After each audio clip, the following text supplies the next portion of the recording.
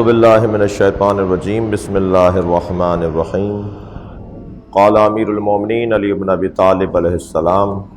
اللہم صل علی محمد فمن علامات احدہم انکا ترى له قوة فی الدین، صاحبان تقوی کی علامتوں میں سے ایک علامت یہ ہے کہ وہ دین میں مضبوط ہوتے ہیں، وحزماً فی اللین، اور خوش اخلاقی میں سمجھدار ہوتے ہیں،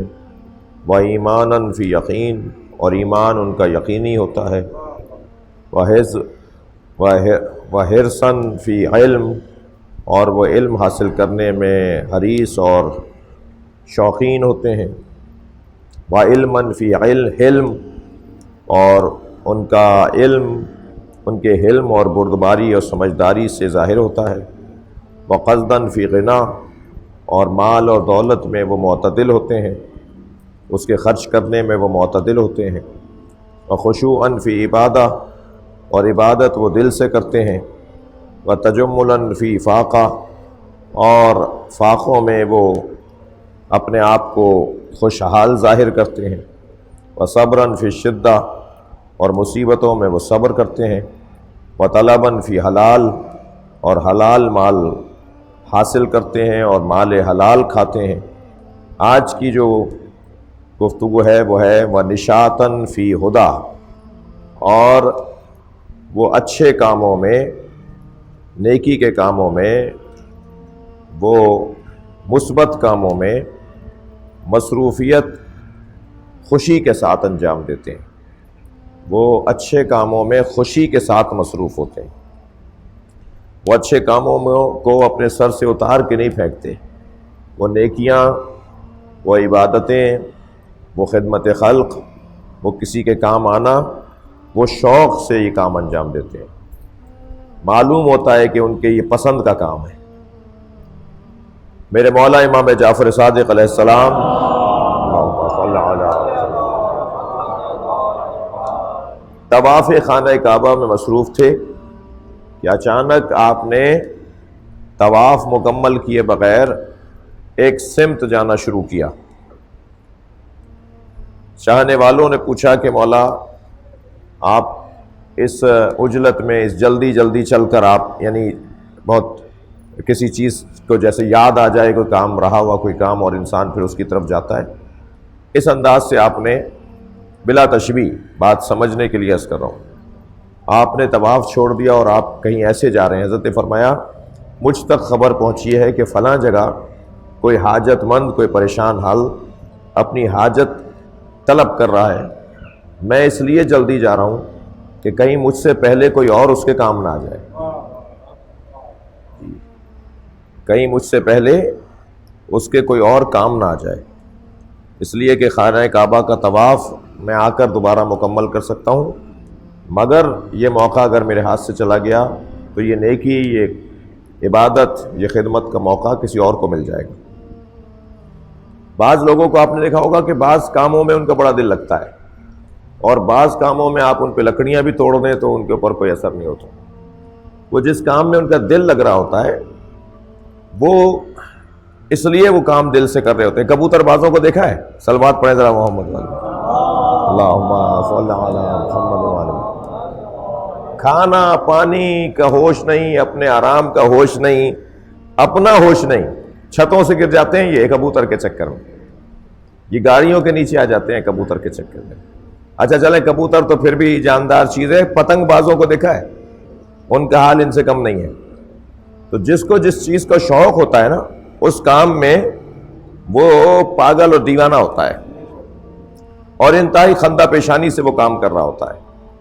اچھا، یہی کام کچھ ہمارا عبادتوں میں اور ہماری جو قومی امور ہیں، ہمارے جو مراسم اور ہماری جو روایات ہیں، ان میں بھی کچھ لوگوں کو کچھ کاموں میں آپ ذرا زیادہ شوقین دیکھیں گے۔ مثلا نوحہ خان ہے، کیونکہ نوحہ خانی کا اسے شوق ہے، تو وہ خطابت کتنی اچھی ہو رہی ہو، عالم کتنا اچھا پڑھ رہا ہو، اسے کوئی غرض نہیں ہے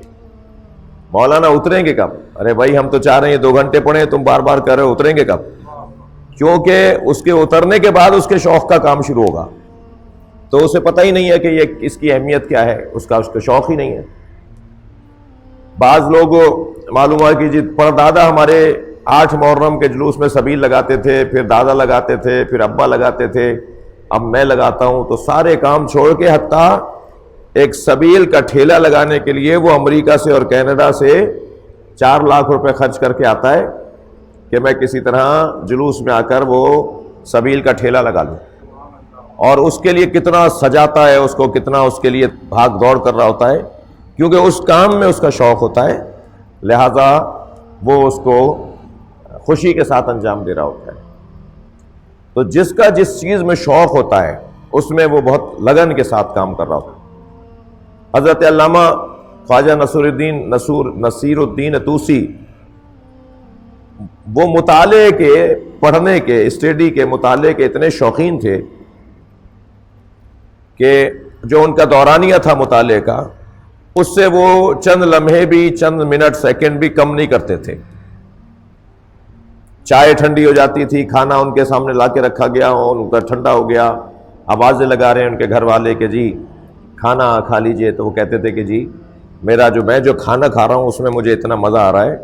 کہ کسی اور کھانے میں مجھے لطف نہیں آتا۔ اور جب وہ اپنا مطالعہ مکمل کر لیتے تھے یا علمی کوئی ان کی جو تلاش ہوتی تھی، کسی چیز کو ڈھونڈ رہے ہوتے تھے علمی طور پر، اس تلاش میں کامیاب ہو جاتے تھے، تو ان کے لیے بڑا مشہور ہے کہ وہ اپنے گھر کے صحن میں نکل کر آواز لگاتے تھے، این الملوک وابناء الملوک، کہاں ہے بادشاہ اور بادشاہوں کی اولادیں، جو ہم سے آ کر پوچھیں کہ مزہ کسے کہتے ہیں، لطف کسے کہتے ہیں، ذائقہ کسے کہتے ہیں۔ تو یہ جسے جس چیز سے شوق اور عشق ہوتا ہے اس کو وہ اچھا انجام دے رہا ہوتا ہے، شوق سے بڑھ چڑھ کے کام کر رہا ہوتا ہے۔ یہاں مولا فرما رہے ہیں کہ اچھے کاموں میں، ہدایت یافتہ، ہدایت والے کاموں میں، نیکی کے کاموں میں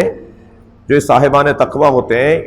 یہ بڑے خوش نظر آتے ہیں، شوق سے کام کر رہے ہوتے ہیں، نشاط، تازگی ان کے اندر ہوتی ہے، تر و تازگی ان کے اندر ہوتی ہے، شادابی ان کے اندر ہوتی ہے۔ یہ نیکی کے کاموں میں سست نہیں ہوتے، نیکی کے کاموں میں بڑھ چڑھ کر حصہ لے رہے ہوتے ہیں، اور ان کا بڑھ چڑھ کر حصہ لینا بتا رہا ہوتا ہے نیکی کے کاموں میں کہ یہ اسے پسند کرتے ہیں۔ سوال میرا اپنے آپ سے اور آپ سے اور ہم سب کا ایک دوسرے سے یہ ہو کہ ایسا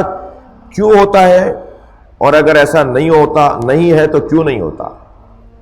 یعنی نیکی کے کاموں میں شوق ذوق کا مظاہرہ کیوں ہوتا ہے؟ ہر وہ کام، جواب دے رہا ہوں، ہر وہ کام جس میں ذہن اور عمل کی ہم آہنگی ہو جائے، سوچ اور عمل کی ہم آہنگی ہو جائے، اس میں مزہ آتا ہے، لطف آتا ہے، شوق ہوتا ہے، شادابی ہوتی ہے۔ اور جس میں ذہن کچھ اور کہہ رہا ہو اور عمل کچھ اور کہہ رہا ہو، عمل ماحول کروا رہا ہو، عمل ابا کروا رہے ہوں، عمل اماں کروا رہی ہوں، عمل استاد کروا رہا ہو، عمل پیسے کی وجہ سے کیا جا رہا ہو، عمل نوکری کی وجہ سے کیا جا رہا ہو کہ اب تو کرنا ہی ہے، تنخواہ لیتا ہوں، نہیں کروں گا تو میری تنخواہ رک جائے گی، مجھے نکال دیا جائے گا۔ یعنی عمل ہو رہا ہے، ذہنی ہم آہنگی کی وجہ سے عمل نہیں ہو رہا، بلکہ ذہن کسی اور طرف ہے، عمل کسی اور طرف ہے، اور یہ عمل کسی اور وجہ سے ہو رہا ہے، ذہن کے اطمینان کی وجہ سے نہیں ہو رہا، تو وہاں شادابی نہیں ہوتی، وہاں پھر انسان چھٹی مار رہا ہوتا ہے، وہاں پھر انسان بھاگ رہا ہوتا ہے، وہاں انسان پھر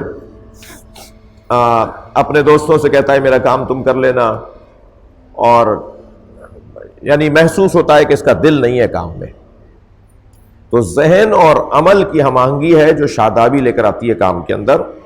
اور بہتری کو لے کر آتی ہے۔ یہاں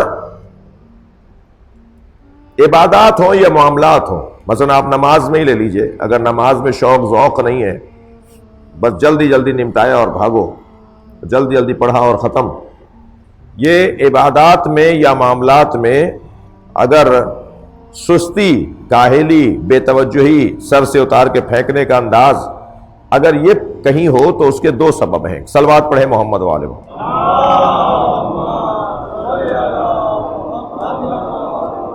ایک سبب ہوتا ہے بدن کی تھکاوٹ، بدن کی خستگی، بہت بدن کو تھکا لیا اور اب وہ کام آ گیا جو کام کرنے کا ہے. لہذا شب قدر کے لیے ائمہ اہل بیت کے گھر میں بچوں کو آمادہ کیا جاتا تھا کہ دن میں کچھ آرام کر لو تاکہ رات کو جاگ سکو. عبادتوں میں بھی اور کرنے کے کاموں میں بھی مینجمنٹ، نظم و ضبط. جی کیونکہ نماز فجر سے شوق اور ذوق اور نماز فجر کی اہمیت اور نماز فجر کی فضیلت کا علم نہیں ہے، اور اگر علم بھی ہے تو وہ جان اور روح تک علم اترا نہیں ہے. تو ساری رات انہوں نے کچہری کی، ساری رات انہوں نے باتیں کی، حتیٰ ساری رات انہوں نے منقبتیں سنی، حتیٰ ساری رات انہوں نے نوحے سنے اور ماتم کیا، اور نماز فجر سے 10 منٹ پہلے جا کر سو گئے. کیوں؟ اس لیے کہ اس کام میں شادابی اس لیے تھی کہ وہ کام ان پر واضح تھا، ان پہ روشن تھا. یہ کام ان پہ روشن ہی نہیں ہے. اہمیت اس لیے نہیں ہے اس نماز کی، یعنی 10 منٹ آدھا گھنٹہ اور اگر جاگ لیتے تو نماز پڑھ کے سو جاتے. لہذا فقہا کا یہ حکم ہے کہ اگر کسی کو یہ پتا ہو کہ میرے جاگنے سے، دیر تک جاگنے سے میری نماز فجر قضا ہو جائے گی، تو اس کا جاگنا حرام ہے. وہ جو جاگ رہا ہے نا، کہ جس کے نتیجے میں پتا ہے کہ میری نماز فجر قضا ہو جائے گی، اب وہ جاگنا ہے، وہ چاہے کھانا کھانے میں جاگے ہوں، کچہری کرنے میں اور تفریح کرنے میں جاگے ہوں، یا کوئی اور عبادت کرنے میں جو اس عبادت سے ٹکرا رہی ہے. تو عبادتوں کو تو ٹکراتا ہوا اللہ نہیں دیکھنا. اللہ نے عبادتوں کو لڑایا ہی نہیں ہے. یہ تو مسلمان ہے جو عبادتوں کو لڑوا رہا ہے.